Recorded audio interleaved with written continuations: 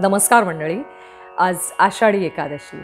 आषाढी एकादशी निमित्त तुम्हा सर्वांना विष्णुमय शुभेच्छा आणि या भागात तुम्हा सर्वांचं मनपूर्वक स्वागत.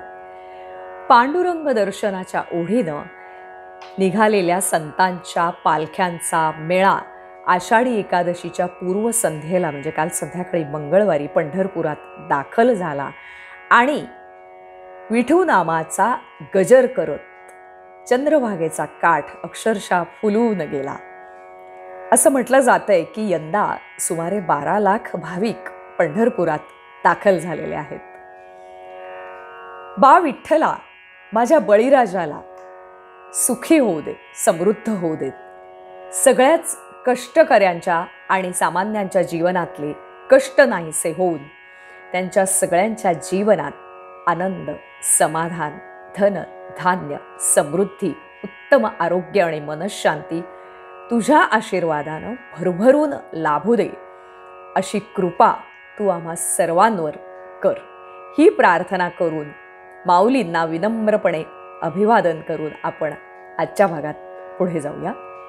आज मी जी कविता तुमच्यासमोर सादर करते ती कविता वारीविषयीची कविता आहे आणि ती शब्दबद्ध केलेली आहे श्रीयुत सुनील चव्हाण यांनी. श्रीयुत सुनील चव्हाण ह्यांचे आईवडील जवळजवळ 4 दशकं वारीला जात होते आणि त्यांच्याकडनंच प्रेरणा घेऊन यावर्षी श्रीयुत सुनील चव्हाण सुद्धा वारीत दाखल झाले आहेत. कविता वाचण्यापूर्वी श्रीयुत सुनील चव्हाण यांनी त्यांच्या आईवडिलांविषयी व्यक्त केलेल्या काही आठवणी आपण ऐकूया. ते म्हणतात, आईबाबांची पंढरपूरची कार्तिकी वारी 4 दशकाहून अधिक होती.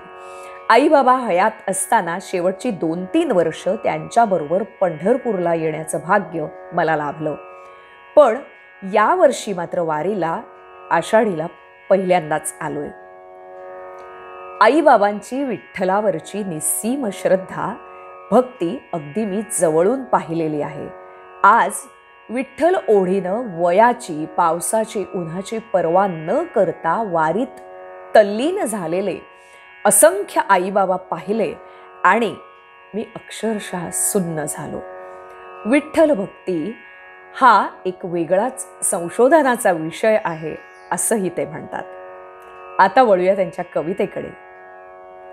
ते म्हणतात, देवा तुझ्या पंढरी आलोय मी जरी, मलाच ठाव नाही बघ, मी आलोय तुलाच भेटायला, की चंद्रभागेतीरी माझ्या आईबाबांना शोधायला.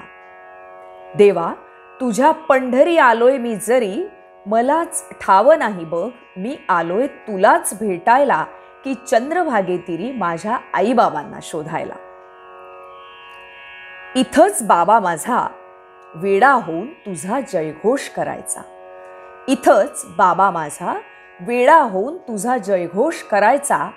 घरी आल्यावर सुद्धा सकाळ संध्याकाळ हरिपाठ म्हणायचा. घरी आल्यावर सुद्धा सकाळ संध्याकाळ हरिपाठ म्हणायचा. थकलेली माय माझी इथं सुद्धा बाबांची सावली व्हायची. थकलेली माय माझी इथं सुद्धा बाबांची सावली व्हायची. वारीत तुझी या येऊन माऊली माऊली घोष करायची. वारीत तुझ्या येऊन माऊली माऊली घोष करायची. अलीकडे त्यांच्या हालचालीही झाल्या होत्या मंद. अलीकडे त्यांच्या हालचालीही झाल्या होत्या मंद, पण तरीही सुटला नाही देवा अखेरपर्यंत तुझा आणि तुझ्या पंढरीचा छंद. अलीकडे त्यांच्या हालचालीही झाल्या होत्या मंद, पण तरीही सुटला नाही देवा अखेरपर्यंत तुझा आणि तुझ्या पंढरीचा छंद. काय कळेना विठ्ठला तुझ्या भक्तीची ही किमया. काय कळेना विठ्ठला तुझ्या भक्तीची ही किमया. एका पिढीकडून दुसऱ्या पिढीकडे ती वाहते अशी लीलया. काय कळेना विठ्ठला तुझ्या भक्तीची ही किमया. एका पिढीकडून दुसऱ्या पिढीकडे ती वाहते अशी लीलया. आज आलोय आषाढीला, आज आलोय आषाढीला तुझ्या दर्शनाला. आज आलोय आषाढीला तुझ्या दर्शनाला.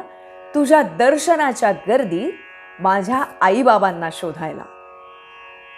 आज आलोय आषाढीला तुझ्या दर्शनाला, तुझ्या दर्शनाच्या गर्दीत माझ्या आईबाबांना शोधायला, माझ्या आईबाबांना शोधायला. अशी ही अत्यंत भावपूर्ण कविता. मला खात्री आहे तुम्हाला ही कविता नक्कीच आवडली असेल. पुन्हा एकदा तुम्हाला आषाढी निमित्त अनेक शुभेच्छा आणि नेहमीप्रमाणे विनंती, व्हिडिओला लाईक शेअर जरूर करा, चॅनेलला सबस्क्राईब करा आणि काव्यरसिकांपर्यंत ही कविता नक्की नक्की पोहोचवा. धन्यवाद.